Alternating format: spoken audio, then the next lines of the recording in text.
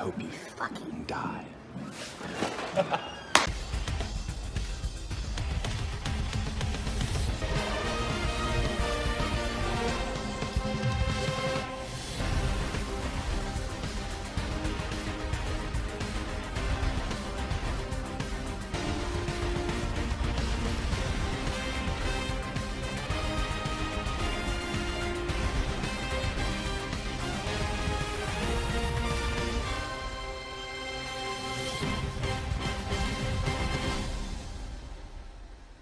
After 21 episodes, we finally got the backstory for who Soroto really is.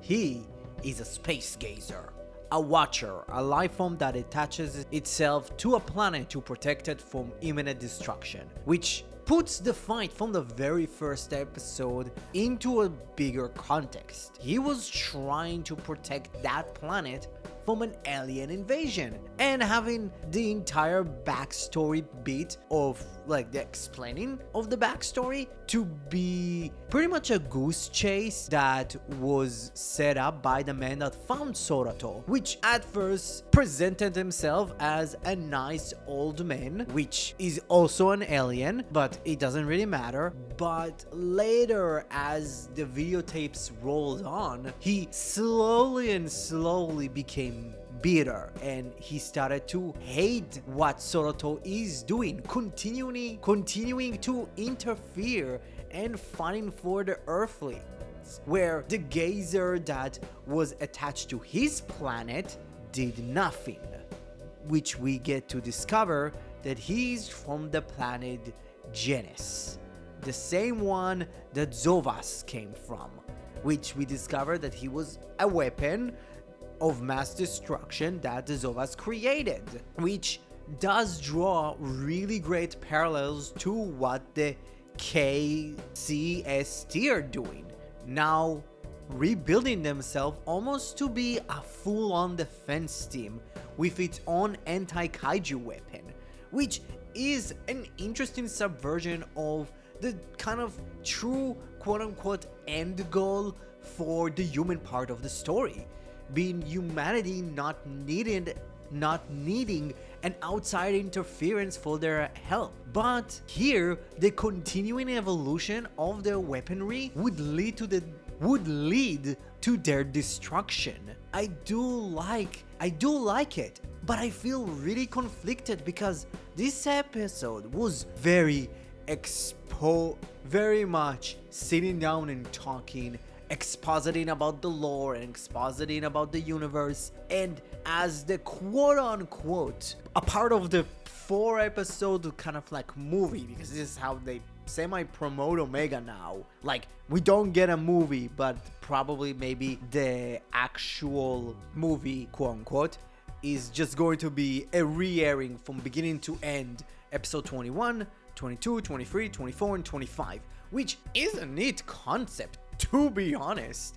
But I feel like the biggest problem with it didn't really have that much room to really breathe.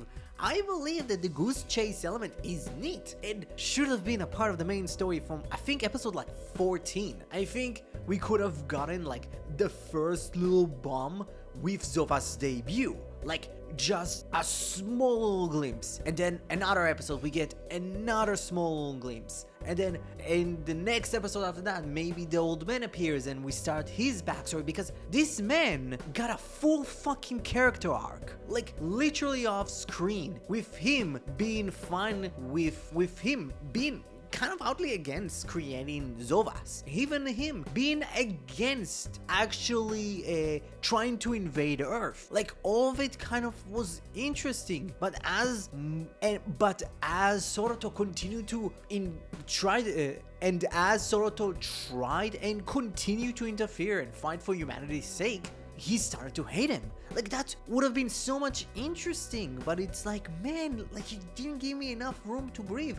I loved it, but he could have been so much interesting, and having the old man be an actual character and having him kind of be a part of the main story could have been cooler, because it's another character that we really could have actually like been attached to and then let us down. It could have been interesting. And having kind of the episode end on Soroto being conflicted, not knowing what he really is interesting. Like, overall, I don't hate this. I love the story. This is the most pivotal episode story-wise that Soroto had pretty much since the first episode. I really like the story. I love the subversion of what the show is trying to do for an Ultra, while like subverting what humanity needs to do really is interesting. I love that, the disappearance of Uta from episode to episode actually was given an explanation, with her pretty much being forced to develop that weapon. She doesn't want to develop that weapon. It's really cool. Like, this is so interesting, and I do like that we are getting something more interesting with Soroto, and he's not just a blanket protagonist, and he's really interesting now.